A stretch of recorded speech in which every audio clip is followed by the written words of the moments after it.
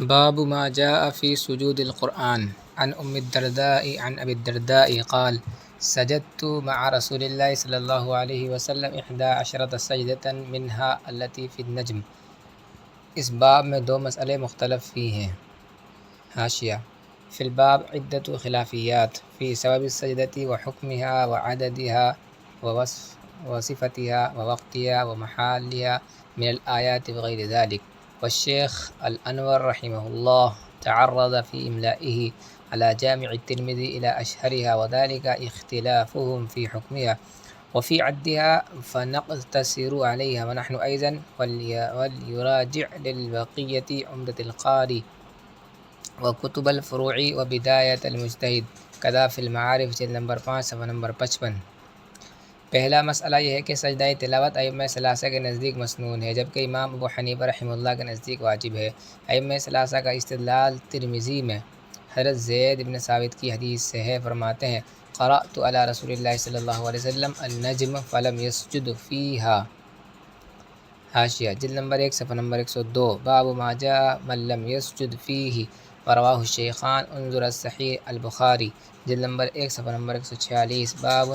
باب من قرأ السجدة ولم يسجد والصحیح لمسلم جلد نمبر 1 صفحہ نمبر 215۔ باب السجود والتلاوہ باب سجود التلاوہ۔ لیکن حنفیہ کی طرف سے اس کا جواب یہ ہے کہ یہ سجود علی الفور کی نفی ہے، اور فی الفور سجدہ ہمارے نزدیک بھی واجب نہیں۔ ائمہ ثلاثہ کا دوسرا استدلال حضرت عمر رضی اللہ تعالیٰ عنہ کے واقعے سے ہے، انه قرأ سجدة على المنبر فنزل فسجد ثم قرأها في الجمعة الثانية فتهيأ الناس للسجود فقال إنها لم تكتب علينا إلا أن نشاء ولم يسجدوا۔ حاشیہ ترمذی جلد نمبر 1 صفحہ نمبر 102۔ باب ما جاء من لم يسجد فيه ورواه البخاری جلد نمبر 1 صفحہ نمبر 146 اور 147۔ باب من رأى أن الله عز وجل لم يوجب السجود۔ اس کا جواب یہ ہے کہ اس کا مطلب بھی یہ ہو سکتا ہے کہ فوراً سجدہ کرنا ضروری نہیں۔ حاشیہ اس کی تائید اس سے ہوتی ہے کہ پہلے جمعہ میں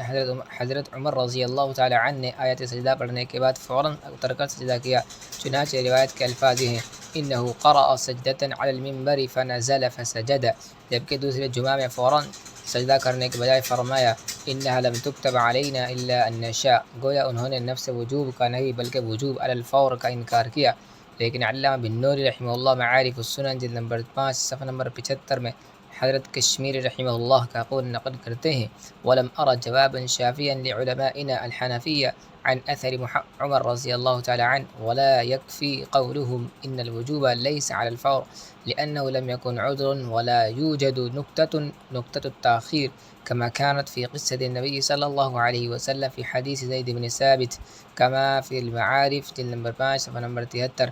علامہ بن نوری رحمہ اللہ نے آگے حضرت عمر رضی اللہ تعالی عنہ کے اثر کا ایک اور جواب حضرت کشمیری رحمہ اللہ سے نقل کیا ہے ان مراد عمر رضی اللہ تعالی عنہ ان السجدة يخص بخصوصها لم تكتب علينا وانما يكفي الركوع والإيماء والانحناء ايضا، ويجوز عندنا ايضا الاكتفاء بالركوع وان كان لخارج الصلاة في رواية ذكرها صاحب الفتاوى الزهيرية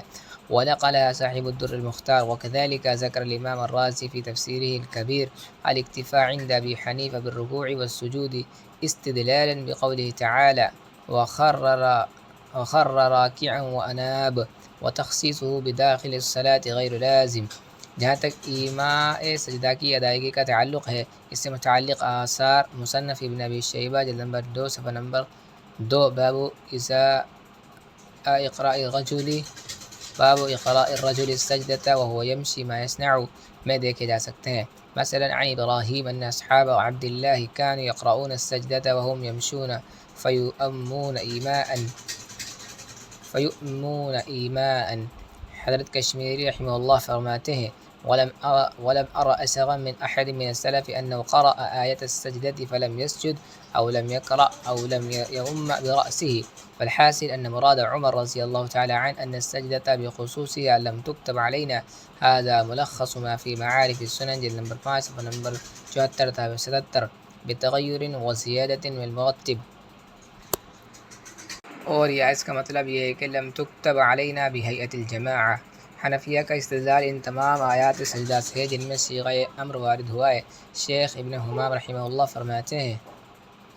حاشیہ نمبر 2، فتح القدیر جلد نمبر 1 صفحہ نمبر 382، باب سجود التلاوة فقال لأنها أي آيات السجدة ثلاثة أقسام، قسم فيه الأمر الصريح به، وقسم تزمن حكاية استئناف الكفرة حيث أمروا به، وقسم فيه حكاية فعل الأنبياء السجود، وكل من الامتثال والاقتداء ومخالفة الكفرة واجب إلا أن يدل دليل في معين على عدم لزومه مرتب۔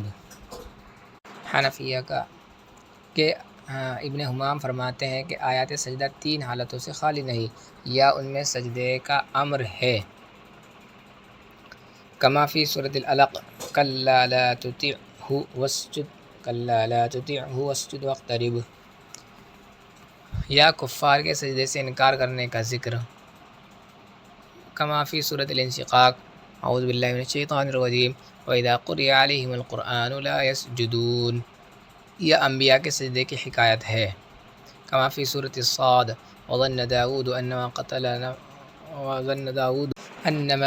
داود أنما فتناه فاستغفر ربه وخر راكعا وأناب فغفرنا له ذلك وإن له عندنا لزلفى وحسن مآب، آیت نمبر 24 اور 25 پارہ 23۔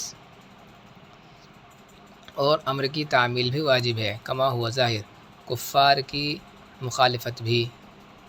اس لیے قرآن کریم میں کفار اور ان کے اعمال کی مشابہت اختیار کرنے سے نہیں وارد ہوئی ہے۔ یا ایھا الذین آمنوا لا تکونوا کالذین کفروا، الآیہ 156 سورہ آل عمران پارہ 4 مرتب، اور انبیاء کی اقتداء بھی، حاشیہ، چنانچہ انبیاء کرام علیہم السلام کی اقتداء کا حکم بھی قرآن کریم میں وارد ہوا ہے، اولئک الذین ھدی اللہ فبہداہ مقتدی، الآیہ، آیت 90 سورہ انعام پارہ 7۔ پھر حنفیہ اور شافعیہ اس پر متفق ہیں کہ پورے قرآن کریم میں کل سجدہائے تلاوت 14 ہیں، حاشیہ، جس کی تفصیل ہے سورہ اعراف آیت نمبر 206 پارہ 9، سورہ رعد آیت نمبر 15 پارہ 13، نمبر 3 سورہ نحل آیت نمبر 50 پارہ 14، نمبر 4 سورہ بنی اسرائیل آیت نمبر 109 پارہ 115، نمبر 5 سورہ مریم آیت نمبر 58 پارہ 16، نمبر 6 سورہ حج آیت نمبر 18 پارہ 17، نمبر 7 سورہ فرقان آیت نمبر 60 پارہ 19، نمبر 8 سورہ نمل آیت نمبر 26 پارہ 19، نمبر 9 سورہ الف لام میم سجدہ آیت نمبر 15 پارہ 21، نمبر 10 سورہ صاد آیت نمبر 25 پارہ نمبر 23، نمبر 11 سورہ حامیم السجدہ آیت نمبر 38 پارہ 24، نمبر 12 سورہ نجم آیت نمبر 62 صفحہ نمبر پارہ نمبر 27، نمبر 13 سورہ انشقاق آیت نمبر 21 پارہ 30، نمبر 14 سورہ علق آیت نمبر 19 پارہ 30۔ یہ تفصیل حنفیہ کے مسلک کے مطابق ہے، شافعیہ کے مسلک کی وضاحت خود متن میں آ رہی ہے، مرتب۔ البتہ ان کی تعین میں تھوڑا سا اختلاف ہے، شافعیہ کے نزدیک سورہ صاد میں سجدہ نہیں ہے، اس کے بجائے سورہ حج میں 2 سجدے ہیں، حاشیہ، ایک تو وہی جو حنفیہ کے نزدیک ہے، دوسرے یا ایھا الذین آمنوا ارکعوا واسجدوا واعبدوا ربکم وافعلوا الخیر لعلکم تفلحون، آیت نمبر 77 پارہ 17 مرتب۔ اور حنفیہ کے نزدیک سورہ صاد میں سجدہ ہے اور سورہ حج میں بھی صرف 1 سجدہ ہے، حاشیہ نمبر 5، جبکہ امام احمد رحمہ اللہ کے نزدیک آیات سجدہ 15 ہیں، سورہ حج میں 2 سجدے ہیں کما عند الشافعیہ، اور سورہ صاد میں بھی سجدہ ہے کما عند الحنفیہ، لیکن امام احمد رحمہ اللہ کا قول مشہور امام شافعی رحمہ اللہ کے مسلک کے مطابق ہے، اور امام مالک رحمہ اللہ کے نزدیک کل 11 سجدے ہیں، ان کے نزدیک آخری 3 سجدے نہیں ہیں، دیکھیے معارف السنن جلد نمبر 5 صفحہ نمبر 58۔ امام شافعی رحمہ اللہ سورہ صاد کے بارے میں حضرت ابن عباس رضی اللہ تعالیٰ عنہما کی روایت سے استدلال کرتے ہیں، ترمذی جلد نمبر 1 صفحہ نمبر 102، باب ما جاء فی السجدۃ فی صاد، قال رأيت رسول الله صلی اللہ علیہ وسلم يسجد فی صاد، قال ابن عباس وليست من عزائم السجود، نمبر 7 نیز مسروق رحمہ اللہ سے مروی ہے، قال عبد اللہ الا هي توبۃ نبی ذکرت فكان لا يسجد فيها يعني صاد، قال الهيثمي ورواه الطبراني في الكبير ورجاله ثقات رجال الصحيح، كذا في مجمع الزوائد نمبر 2 صفحہ نمبر 285، باب ثالث منه أي من باب سجود التلاوة، أي من عبد الله سے مروی، عبداللہ سے مراد غالباً حضرت ابن مسعود رضی اللہ تعالیٰ عنہ ہیں، اس لیے کہ جب عبداللہ مطلق بولا جاتا ہے تو وہی مراد ہوتے ہیں۔ اس طرح حضرت ابن مسعود کے اثر سے بھی شافعیہ کے مسلک کی تائید ہوگی، واللہ اعلم۔ اس کا جواب یہ ہے کہ حضرت صلی اللہ علیہ وسلم کا سجدہ کرنا تو اس روایت میں بھی ثابت ہے، البتہ حضرت ابن عباس رضی اللہ تعالیٰ عنہما نے اس کے عزائم السجود میں سے ہونے کی جو نفی فرمائی ہے، اس کا مطلب یہ ہو سکتا ہے کہ یہ سجدہ بطور شکر واجب ہے، جیسا کہ حدیث میں ثابت ہے کہ حضرت صلی اللہ علیہ وسلم نے ارشاد فرمایا سجدہا داؤد توبۃ ونسجدہا شکرا، کما فی سنن النسائی جلد نمبر 1 صفحہ نمبر 152 کتاب الافتتاح باب سجود القرآن والسجود فی صاد عن ابن عباس رضی اللہ تعالی عنہ عن النبی صلی اللہ علیہ وسلم فی صاد وقال صلی اللہ علیہ وسلم سجدہا داؤد وقال رحمۃ اللہ علیہ سجدہا داؤد الی آخرہ۔ اور اگر بالفرض اس کا مطلب وہی ہو جو شافعیہ نے لیا ہے، تب بھی حضرت ابن عباس رضی اللہ تعالیٰ عنہما کا اپنا قول ہے اور حضرت صلی اللہ علیہ وسلم کا عمل احق بالاتباع ہے، بالخصوص جبکہ بخاری میں حضرت مجاہد رحمہ اللہ سے مروی ہے، وہ فرماتے ہیں کہ میں نے حضرت ابن عباس رضی اللہ تعالیٰ عنہما سے پوچھا فی صاد سجدہ فقال نعم ثم تلا ووهبنا الى قوله فبهداه مقتدی ثم قال هو منهم اي داود من الانبیاء المذکورین فی هذه الآیہ۔ جلد نمبر 2 صفحہ نمبر 666 کتاب التفسیر سورۃ الانعام باب قوله اولئک الذین هدی اللہ فبہداہ مقتدی مرتب۔ نیز سنن ابی داؤد جلد نمبر 1 صفحہ نمبر 200 باب السجود فی صاد میں حضرت ابو سعید خدری رضی اللہ تعالیٰ عنہ کی روایت ہے، فرماتے ہیں نیز مسند احمد میں حضرت ابو سعید خدری رضی اللہ تعالیٰ عنہ سے مروی ہے انہ رأى رؤیا انہ یکتب صاد فلما بلغ الى سجدتها قال رأى الدوات والقلم وكل شيء بحضرته انقلب ساجدا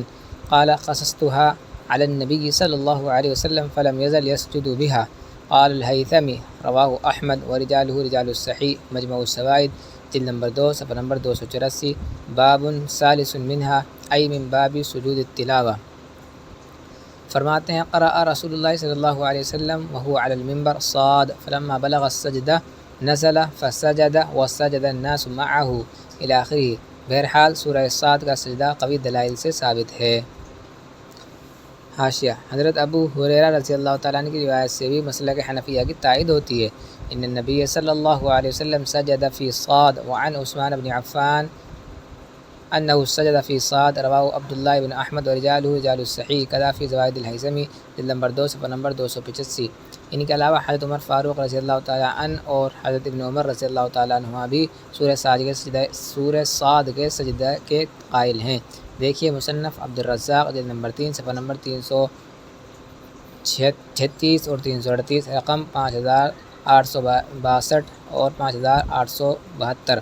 باب کم فی القرآن من سجدۃ مرتب فی عنہ۔ رہا سورہ حج کا دوسرا سجدہ تو اس کے بارے میں امام شافعی رحمہ اللہ ترمذی میں جلد نمبر 1 صفحہ نمبر 102 باب فی السجدۃ فی الحج۔ ترمذی میں حضرت عقبہ بن عامر رضی اللہ تعالیٰ عنہ کی روایت سے استدلال کرتے ہیں، وہ فرماتے ہیں قلت یا رسول اللہ فضلت سورۃ الحج بأن فیہا سجدتین قال نعم فمن لم یسجدہما فلا یقرأہما، لیکن اس حدیث کا تمام تر مدار ابن لہیعہ پر ہے۔ والحدیث رواہ احمد و ابو داؤد والدارقطنی والحاکم والبیہقی ایضا کلہ من طریق ابن لہیعہ کذا فی معارف السنن جلد نمبر 5 صفحہ نمبر 81 جن کا ضعف معروف ہے۔ ابن لہیعہ کے بارے میں تفصیلی کلام درس ترمذی جلد اول میں گزر چکا ہے۔ ہمارا استدلال تحاوی میں حضرت ابن عباس رضی اللہ تعالیٰ عنہ کے اثر سے ہے، جلد نمبر 1 صفحہ نمبر 177 باب سجود التلاوۃ فی المفصل وغیرہ۔ قال فی سجود الحج الاول عزیمہ والآخر تعلیم۔ نیز امام محمد رحمہ اللہ اپنی موطا میں لکھتے ہیں کان ابن عباس رضی اللہ عنہما لا یرا فی سورۃ الحج الا سجدۃ واحدۃ الاولی صاد 148 باب سجود القرآن۔ سورہ حج کا دوسرا سجدہ ایسا ہے کہ اس میں رکوع اور سجود دونوں کا ایک ساتھ حکم دیا گیا ہے، چنانچہ ارشاد ہے اعوذ باللہ من الشیطان الرجیم یا ایھا الذین آمنوا ارکعوا واسجدوا واعبدوا ربکم وافعلوا الخیر لعلکم تفلحون، آیات 77 پارہ 17۔ اور قرآن کریم کا اسلوب یہ ہے کہ جہاں سجدہ تلاوت ہوتا ہے وہاں صرف سجدہ یا صرف رکوع کا ذکر ہوتا ہے، چنانچہ تمام آیات سجدہ میں صرف سجدے کا ذکر ہے، البتہ سورہ صاد میں صرف رکوع کا ذکر ہے۔ وَظَنَّ دَاوُودُ أَنَّمَا فَتَنَّاهُ فَاسْتَغْفَرَ رَبَّهُ وَخَرَّ رَاكِعًا وَأَنَابَ فَغَفَرْنَا لَهُ ذَلِكَ وَإِنَّ لَهُ عِندَنَا لَزُلْفَىٰ وَحُسْنَ مَآبٍ۔ رکوع اور سجدہ دونوں کا ذکر کسی ایک آیت سجدے میں بھی نہیں ہے سوائے سورہ حج کے۔ دوسرے متکلم فی سجدے کے اس سے متعلقہ آیت میں دونوں کا ذکر ہے، یا ایھا الذین آمنوا ارکعوا واسجدوا واعبدوا ربکم الی آخر الآیہ، رقم 77 پارہ 17، مرتب عفی عنہ۔ اور دونوں کو جہاں جہاں جمع کیا گیا ہے وہاں سجدہ تلاوت نہیں ہے۔ دیکھیے معارف القرآن جلد نمبر 6 صفحہ نمبر 288، سورہ حج آیت 77 مرتب۔ مثلا آیت نمبر 43 سورہ آل عمران پارہ 3، اعوذ باللہ من الشیطان الرجیم یا مریم اقنتی لربک واسجدی وارکعی مع الراکعین۔ البتہ قال الشیخ البنوری فی المعارف جلد نمبر 5 صفحہ نمبر 82 اور 83، لیس لهم أي للشوافع في الباب حديث يخلو عن ضعف فالمدار على الآثار، وليس عند الفريقين حديث صريح مرفوع فلهم أثر عمر وسنذكره، ولنا أثر ابن عباس كما ذكر، ومن أصول الإمام أبي حنيفة في التفقه والاجتهاد أن آثار الصحابة إذا تعارضت رجح منها ما يوافق إذا لم يمكن التوفيق بينهما۔ امام شافعی رحمہ اللہ اپنی تائید میں متعدد صحابہ کرام رضی اللہ تعالیٰ عنہم کے آثار پیش کرتے ہیں، مثلا النافع مولا ابن عمر ان رجلا من اہل مصر اخبرہ ان عمر بن الخطاب قرأ سورة الحج فسجد فيها سجدتين ثم قال ان هذه السورة فضلت بالسجدتين۔ نمبر 2 عن عبد الله بن دینار انه قال رأيت عبد الله بن عمر سجد في سورة الحج سجدتين۔ ان دونوں آثار کے لیے دیکھیے موطأ امام مالک صفحہ نمبر 191 باب ما جاء فی سجود القرآن۔ علامہ بن نوری رحمہ اللہ معارف السنن جلد نمبر 5 صفحہ نمبر 83 میں فرماتے ہیں، والحاکم اخرج عن ابن عمر وابن مسعود وابن عباس رضی اللہ عنہ وعمار بن یاسر وابی موسیٰ وابی الدرداء انہم سجدوا فی الحج سجدتین۔ اس طرح کم از کم 7 حضرات صحابہ کا عمل شافعیہ کے مسلک کے مطابق ثابت ہوتا ہے، مرتب، جن میں دوسرے سجدے کا ثبوت ہے۔ اس لیے محققین حنفیہ نے اس دوسرے مقام پر بھی احتیاطاً سجدہ کرنے کو بہتر قرار دیا ہے۔ صاحب فتح الملہم جلد نمبر 2 صفحہ نمبر 167 باب سجود التلاوہ اقوال العلماء فی عدد سجدات التلاوہ کا رجحان بھی اسی طرف ہے۔ حکیم الامت حضرت تھانوی رحمہ اللہ نے فرمایا کہ اگر آدمی نماز سے باہر ہو تو اسے دوسرے مقام پر سجدہ کر لینا چاہیے، اور اگر نماز میں ہو تو اس آیت پر رکوع کر دینا چاہیے اور رکوع میں سجدے کی نیت کر لینی چاہیے، تاکہ اس کا عمل تمام ائمہ کے مطابق ہو کر بالاتفاق سجدہ ادا ہو جائے۔ قضا فی المعارف جلد نمبر 5 صفحہ نمبر 83، وقال الشیخ البنوری والحدیث ای حدیث عقبہ ابن عامر فی باب فی السجدۃ فی الحج من جہۃ اخری یؤکد القول بوجوب السجدۃ حیث قال فمن لم یسجدهما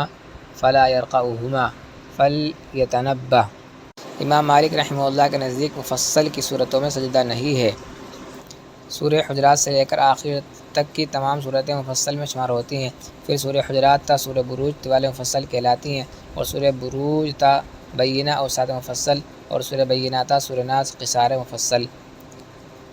اور حضرت زید بن ثابت کی روایت سے استدلال کرتے ہیں۔ الترمذی جلد نمبر 1 صفحہ نمبر 102 باب ما جاء من لم يسجد فيه ای فی النجم قال قرأت علی رسول اللہ صلی اللہ علیہ وسلم النجم فلم يسجد فيها الی آخری۔ ہم اس روایت کو سجود علی الفور کی نفی پر محمول کرتے ہیں، اس لیے کہ صحیح بخاری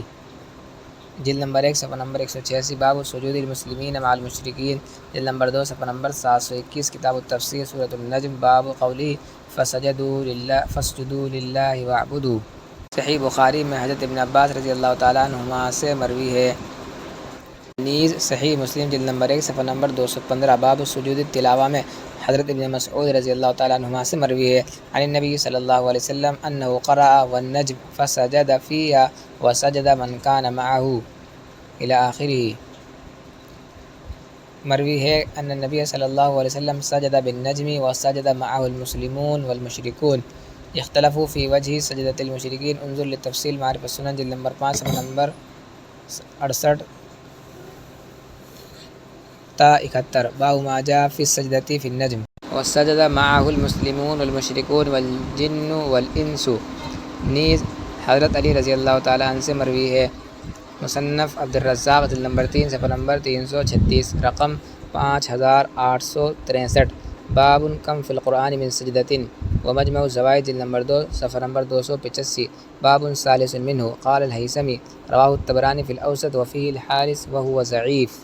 العزائم اربع الف لام میم تنزیل وحامیم السجدہ والنجم واقرأ بسم ربک الذی خلق. اس میں سے آخری دو سجدے مفصل کے ہیں. نیز حضرت ابو ہریرہ رضی اللہ تعالیٰ عنہ سے مروی ہے، فرماتے ہیں سجدنا مع رسول اللہ صلی اللہ علیہ وسلم فی اقرأ بسم ربک وإذا السماء انشقت. الترمذی جلد نمبر 1 صفحہ نمبر 101 باب فی السجدۃ فی اذا السماء انشقت. اس طرح مفصل کے تینوں سجدوں کا ثبوت ہو جاتا ہے. واللہ اعلم. سجود تلاوت سے متعلقہ مباحث اور بھی ہیں جن کی تفصیل کتب فقہ میں دیکھی جا سکتی ہے. مرتب